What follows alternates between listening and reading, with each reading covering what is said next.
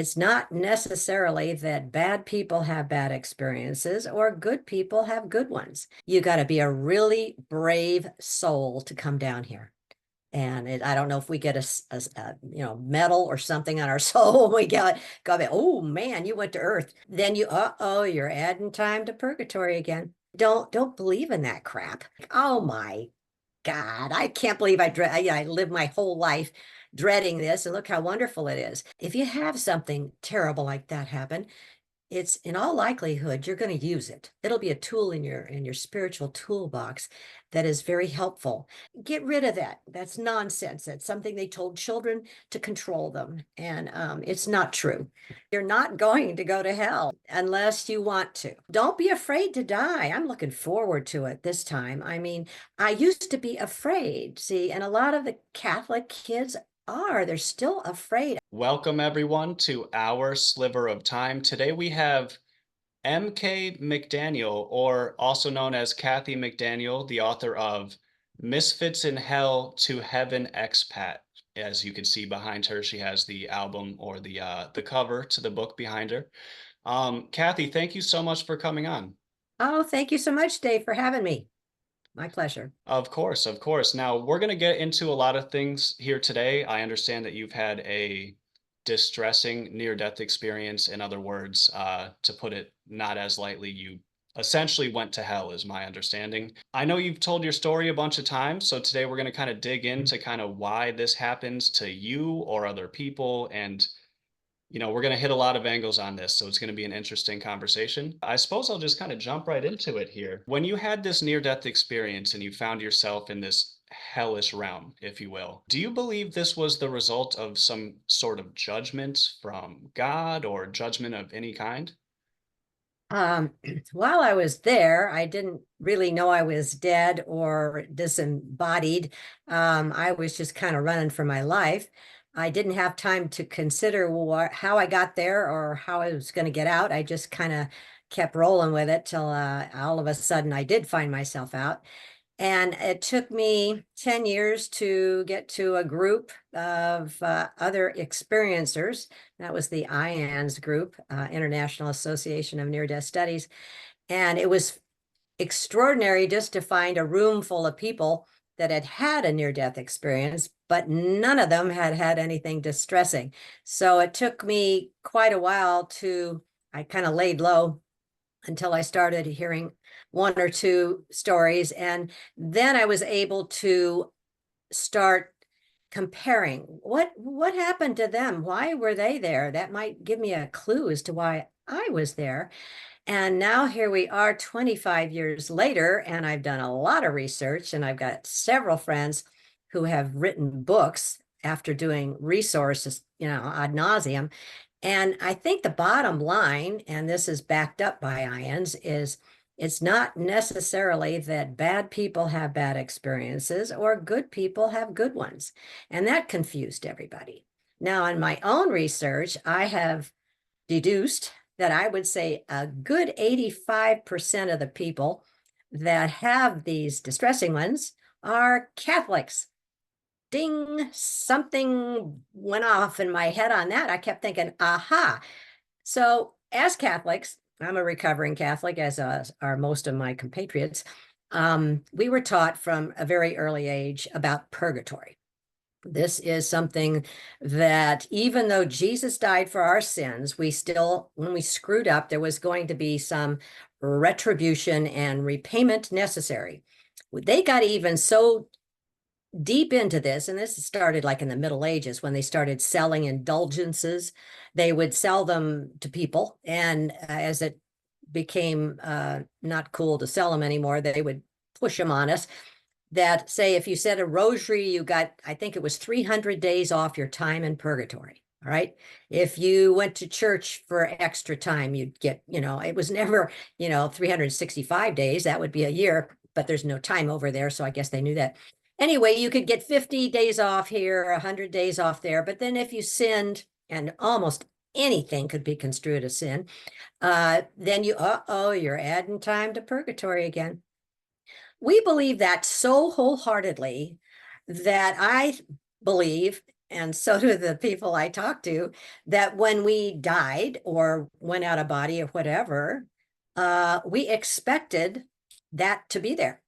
That's a manifestation in my book. So I am sure that knowing now, having been to heaven and being in the presence of God, that God is total love and God would never, ever send anybody to a place like that. So that brought up a whole other list of questions. Go ahead. There could be several reasons, and we're going to get into all of the potential reasons here today about why people go to hell and potentially how to avoid this. But for now, do you believe that the idea of hell that is pushed by the Catholic Church in the first place causes such a deeply rooted fear that, to your point, you essentially manifest your own hell because someone else put the idea in your head in the first place? How much does this play into it? 100%. Um, you don't learn that stuff if you're not exposed to it. You know, most people learn that God is good, God is all loving. Even some of the, well, the Baptists and all those, if you're baptized and you believe in Jesus, you're a straight shotter. My sister became a reborn Christian. And when I got back, I told her, I said, geez, uh she was saying, well, when I die, I'm going to heaven. And I said, well, yeah, you better have a plan B, sister, because that's not what happened to me at the beginning. She says, no, I believe in Jesus, he died for my sins. When I die, I'm going straight to his arms. And I thought, gosh darn it, she will, because she believed that. I think too, the ones of us that come back having had this distressing experience would not have had it had we stayed dead. I think that that's something that we manifested and then came back, and we're supposed to spread the word, skip the trip. Don't believe in that crap. It's not true.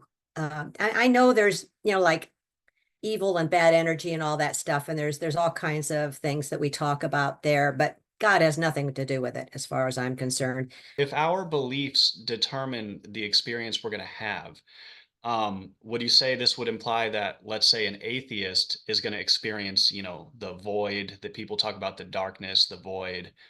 Someone that wholeheartedly believes they're going to go to heaven might go there, and then someone that's afraid of hell, they might find themselves in hell. I think atheists have a really nice surprise. I think they don't expect to open their eyes and find it, and then they just belly laugh when they look around and think, "Oh my God, I can't believe I lived my whole life dreading this, and look how wonderful it is." Same thing with anybody. I think that if they don't come back, it's going to be great. Don't be afraid to die. I'm looking forward to it this time. I mean, I used to be afraid, see, and a lot of the Catholic kids are. They're still afraid. I talk to people all the time that still say, I'm just so afraid to die. And you don't have to be. I really think that the ones that come back are really trying to spare you this grief. A lot of us join hospice when we get back. And I didn't know that until I got in the group, and everybody said, oh, yeah, I did too. Oh, I did too. Because I was so jealous. I was so jealous that these people were going to heaven just any minute. And I just wanted to be around them. And that gave me a really good opportunity to run across people who were afraid to die, and to say to them, I would trade places with you in a minute. And to see the look on their face when I said that, I said, I've been there. It is so wonderful. All your friends, your relatives will be there, your dogs, your cats, a party, man. And they get these eyes, and one little guy, I says, what are you doing? He said, I'm getting ready. He was so excited. So that too, and people. Another lady, I remember, her mom's dying, and she was sobbing in her husband's arms, saying, I'm never going to see my mom again. I hate this. And I says, oh, sure you will. I says, not only that, she's going to be hanging around you the rest of your life. And she says, well, how can you say that? And I said, I was there. And she got so excited, and we talked for quite a while. And she was like jumping up and down. I will see mom again. There's a certain ministry I think we we bring back that we have to spread this news. And for for a while, I had an airplane ministry. I mean, I was flying a lot. My mom's had got dementia, so I was flying back and forth every month. And half the time, I would have one, or on the way over and back, I'd have somebody sit next to me and they just casually start talking to me. I usually just read my Kindle. And once they started talking, people, okay, here's another one. And they would say, oh, I just came from my mom's funeral, or oh, such and such and such and such. So if we'd have an hour and 50 minutes to talk about it, occasions I had these women say, I want you to come meet my husband. They dragged me down to the baggage claim department and introduced this poor confused man as if I hadn't talked to this woman today, I wouldn't have made it. You know, it's just a wonderful thing to be able to do. You've said in the past that almost nobody goes directly to heaven. Would you mind elaborating on that? Are there different levels? Is there a system? Do we need to like wash away negative energy? No, I think it's the life review. I wasn't there long enough to get it, but I know, hundreds of people that talk about that. And actually, they're always very excited about it. It's like, you're watching a movie and you're the star. So, from what I understand, you get to see from the moment you're conceived, when your soul goes into the egg and whatever, and then all the way up to the time you died. And I'm told there's usually a couple of guides or angels hanging over your shoulder to, I don't know if there's popcorn, but it sounds like it's really a fun event. The touchy part comes when they get to the end of the reel and everybody's, yay, that was pretty good. Now we turn it around, we go through it again, and this time you get to experience how it was to interact with you. So I'll be you and you'll be me. And I'll have that feeling of, wow, that was fun. We had a good time. A next person might be somebody that cut me off in traffic. And I wrap my car around a pole. So they're going to feel how I reacted to that. If I was a raving bitch and threw a fit, then I will get to feel their fear. We're so sorry, this poor woman. I mean, I'll feel that. And then if you do some kind thing, you hold a door for somebody, you pick up their groceries when they dropped them, you get to feel their gratitude. You get to feel, what a nice lady, for every single action in your life where you've interacted with other people. So that review is not a judgment. It's nothing that God is doing to you. This gets into, we plan our lives, we come down here to learn things, and this is just kind of our own report card that we can say, oh, I did really good there, or I may have to come back and learn that one more time. And it's just an experience. It's not a judgment. I've never heard anybody say they had a judgment. If it's not a judgment per se, but there's something to be learned there, it seems. Do you believe that whatever it is that we learn, what we take from those life reviews, do you believe that we kind of like retain what we've learned? Like, is there a reason for it? Does it grow us spiritually over, a longer period of time? Well, if we do choose, it's an interesting question because I don't really know. I didn't get to have my review. I'm sure it's going to be a doozy. Yeah, I would think in retrospect, I'm 78. I can't believe that. So I've lived a long life and I've had a lot of experiences, believe me. My mother kept saying, Kathy, you've had such a life. Someday you're going to have to write a book, but wait till we're dead, okay? So my dad passed away, but she's still here. Thank God she's got dementia and she doesn't remember what she read. Um, I think that I learned empathy. I think that's one of the main things we learn is empathy. And you can't have empathy for somebody unless you've had an experience and then they have an experience. So I lost a baby when she was only 2 days old. It broke my heart. And I was very mad at God about that until I learned that I planned it. But anyway, I was just practically destroyed by that whole event. And it took me a long time to have any acceptance around that. But within 3 years, two of my best friends lost babies, and actually three. It was about a year later. And no matter what people said to them, mindless things like, oh, well, you'll get over it, you'll have another baby, all that crap that is just so hurtful. They could come to me and say, I know you feel what I feel. You know, am I going to ever get better? Is this ever going to go away? How is it? How am I going to live? How am I going to go on? And what I said was believable, helpful, and could not have been said if I had not been in their shoes. So if you have something terrible like that happen, it's in all likelihood you're going to use it. It'll be a tool in your spiritual toolbox that is very helpful. Same way with if you plan something and it just blows up and you're so disappointed. Recently, I was going to go to Iceland for my birthday. I was so excited at the last minute. The person I was going with had a hospital disaster and we had to cancel the trip. And I was, oh man, I'd been looking forward to it for a year, blah, blah, blah. Now we got to get our money back. Turns out the day we were going to go, they had this huge storm there. There was snow and people were driving off. You couldn't see anything. And it cleared up the day we left or would have left.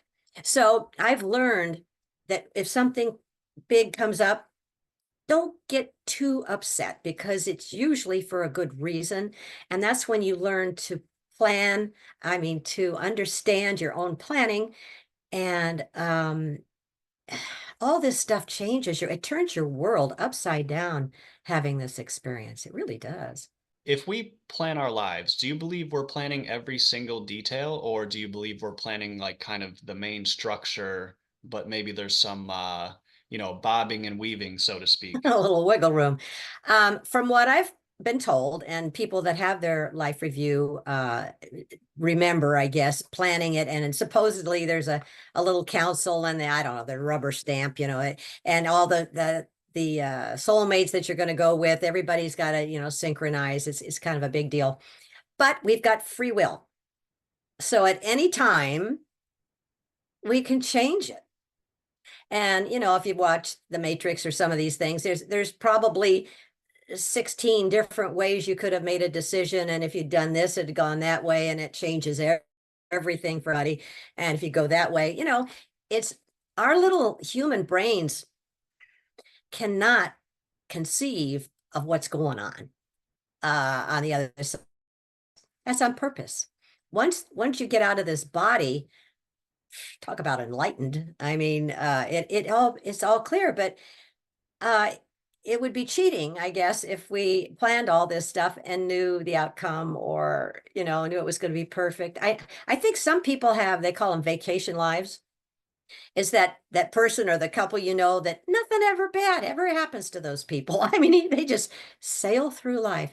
And I don't know if you have to earn that one or you can buy it or what, but it doesn't happen to too many people. Most of us have all kinds of experiences and learn from them, hopefully, because I think if you don't, you probably have to come back and do it again.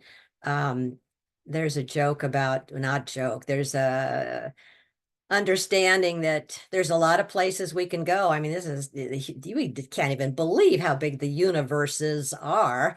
And there's obviously going to be other planets and other ways to incarnate. But I've been told that Earth is the toughest gig. You got to be a really brave soul to come down here. And I don't know if we get a medal or something on our soul. We go, oh man, you went to Earth. I wouldn't go there, for anything, because it's just hard. It's just hard here. Some of these questions are genuinely for me as well. This next question I'm kind of interested on your response to this. You have said that going to the other side is both a blessing and a curse, and I'm wondering if you could elaborate on that a little bit. In which way? The blessing is that you know what's coming. You don't have to be afraid to die. The curse is you know what's coming, and you're still kind of afraid to live. I think you kind of want to skip the rest of the hard stuff and just go home. So it's hard to think. When I was up, I saw a table with this big, huge book on it. And I saw my friend who had died the month before, and he was showing me something in this book. And I was about halfway open. And I said, oh no, that's going to be too hard. I want to stay here with you. And that's when he said, nah, Mary Kay, it's you got too much left to do. So thinking that I was about 53 when that book was halfway open, that sucks. I to think that I've got well, now I'm older. I've got half that done. But I know that I planned that stuff. I said I'd do it, and I'm gonna. And I figure when I get that last thing done, I'm gonna drop dead, and it's gonna be great. I'm gonna go home and see everybody, and oh yeah, it'll be great. And I don't really want to come here again. I hope there's a lot of other options. I certainly do too, and it's very interesting. I had spoke about something similar with a guest of mine, Aaron Green. I don't know if you know Aaron Green. He's That rings a fantastic. bell. Yeah. He's awesome. If you're watching, hi Aaron, we love you.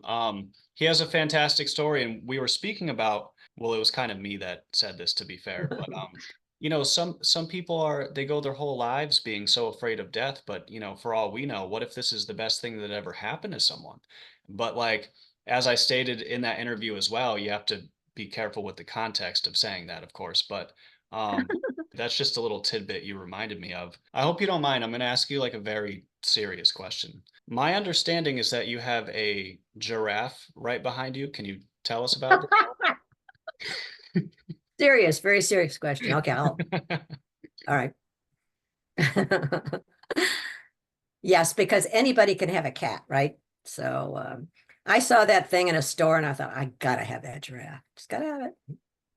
I had to throw you off a little bit there, but I like when I was doing the research, I'm like, she has the giraffe. I'm pretty sure the giraffe will be there. I'm like, I'm definitely gonna ask her. And then I was like, oh, I'm just gonna frame it in a way where she doesn't see it coming. But That was good. Nobody's ever asked me that. really, well, that I thing is sick. I like it. I like it a lot. thanks. After you had this near-death experience, of course, there was a distressing component to it, the experience of going to hell, for example. Um, how did this affect you afterwards? And even leading up to today, like does it still affect you? Have you made peace with this? How do you feel about it? Uh, when I got back, I was terrified in the hospital when I woke up out of the coma. I thought I was back in hell again because the lights were so bright and there was people milling around and yelling because I was back and they were excited and I couldn't move. Withered away to 86 pounds and I had that trach thing in my throat and I couldn't breathe and it was just awful. And was scared, so scared that I was in the hospital there a total of, well, 3 weeks in intensive care and then another week there and then another hospital, rehab hospital, so I could learn how to walk and everything again. And I could not go to sleep unless somebody was in the room. I am so afraid of those demons coming back and dragging me back there. It's horrible.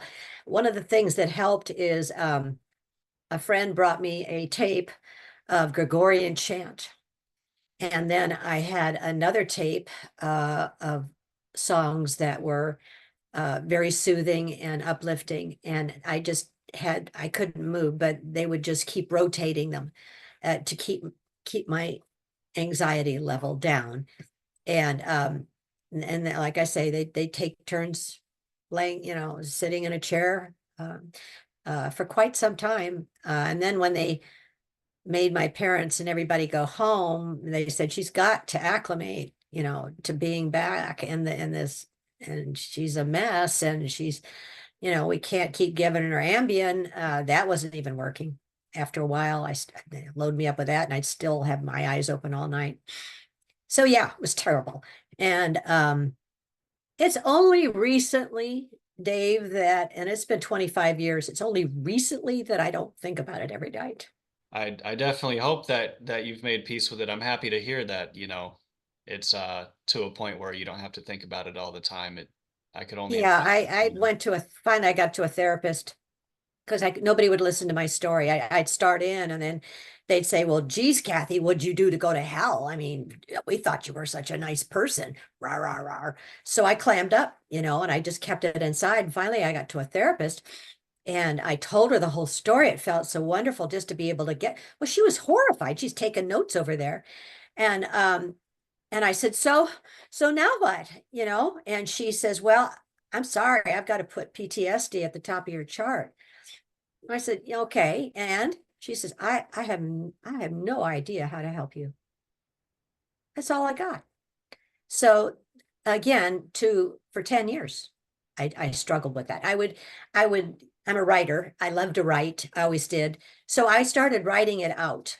And I thought, if I can just get this crap out of I thought brain, didn't realize it was in my soul. If I could just get this out on paper, stick it in a drawer, it's got to start going away. But it doesn't, because it's not a dream. It's not a hallucination. It's not a result of any drugs. It is literally stamped in your soul and it's there to stay. Just like the heaven thing. I mean, when I finally got out of that place, and burst into that it's ineffable. You can't explain how joyful and blissful and happy and loving, and you're just, every molecule of you is just like saturated in this joy.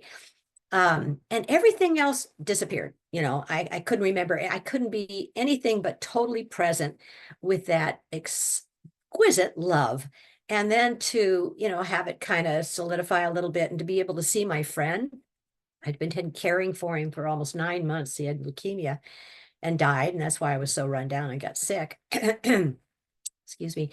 And then, he just looked great, and I was happy to see him. And I didn't really realize I was in heaven, because I said to him myself, I says, oh gosh, he doesn't know he's dead. And he started laughing, and I thought, he knows he's dead. Uh-oh, that means I'm dead too. And I thought, what great news. And that's when I said, gee whiz, come on, show me around. This is going to be great.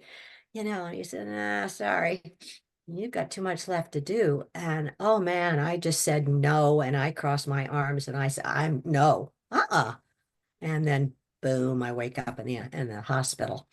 So, yike. Yeah, it's the good thing that I try and focus on.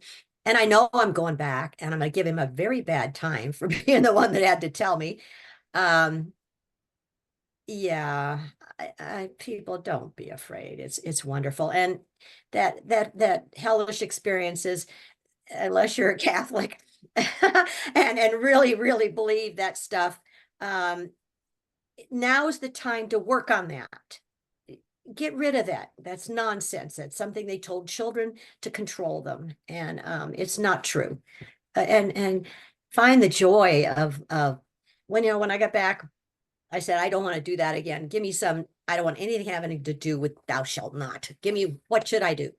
And it came over a series of days, and it was loving and kind, merciful and forgiving, encouraging, grateful, non-judgmental, and useful. Just concentrate on that. If you can't remember all of it, be loving and kind, no matter what you're doing. Take a second, say, I want to say something bad here, but I'm going to be loving and kind. And that's all you got to do. That's it. Oh, sorry. You want me to give you a second? Yeah, I get all juicy when I start talking about that stuff. I'm That's why sorry. oh, no, this is good. This is good. This is why I'm here. It's just, it kind of reminds people, after 25 years, that woman still gets upset. Yeah, because it really happened, people, and it doesn't go away. So there, already. Got you. Well, thank you so much for being open. And, like I said, I genuinely try to treat this with like delicacy and care, and like you're in good hands. So, Yes, I feel that way. the idea that Catholicism gives us a deeply rooted fear of hell, or the consequences based on their rules, right? Instead of asking, what should I be doing? It's, don't do this, otherwise this bad thing will happen. Do you believe that sins are real? And if so, do you believe it's what they say in the books? In you other know. words, do you think that we innately know what is right and wrong outside of what we're told, whether it's religion or government, etc.? Yeah, I think people, even children know when they've screwed up. If they've hit their sister and their mom walks in the room, they know that wasn't a good idea. Or if they give grandma something that they met at school and grandma's just ooh, all about, well, then they realize that's good. I think we're moral because we have souls. Now, there's always exceptions to people who maybe were abused as children or had terrible experiences. They've taken on a lot of dark energy and possibly they probably planned this time to, yeah, what's that going to be like? That's that dichotomy of I feel great and good in heaven. What's it feel like to be just slime? For whatever reason, we don't understand people's reasoning on how they pick their lives, but as far as sin, that's negative. That's negative. That's be loving and kind. I think we really need to accentuate the positive. I think that's a song, actually. We were told there was mortal sins and venial sins, and this got just this much time out. Yeah, I think religion, spirituality is the way most of us NDEers go when we get back. There's too many man-made rules in religion that are, I think, made to control people. And I have this wonderful book I finally read. I think it's the New History of Ancient Christianity or something. It tells you how the Bible was written and why. And that was enough. I really needed to read that. It was the last straw so that I could just give that up. We have this idea as a collective society that we see what's normal, we see what people follow, but this constantly changes, which means there's no such thing as normal. The religion we have now didn't always exist and won't always exist. That's outside of the fact that there's 4,000 religions. At least that's what I saw Yeah. when I looked it up, right? Um, Yeah. so it's very interesting. Yeah, religion is a man-made concept, and to think that people dedicate their whole lives and Oh, live in fear and live under these certain rules, and there's good parts to it.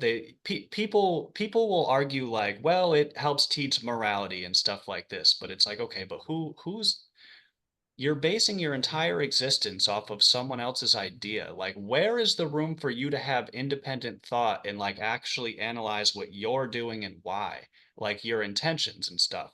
So I do mhm. think, as much as there is some okay aspects to religion, I think overall, I think it actually takes so much control over people's decisions that I don't even see it as a net positive at all, to be completely No, honest. I don't anymore. I really don't.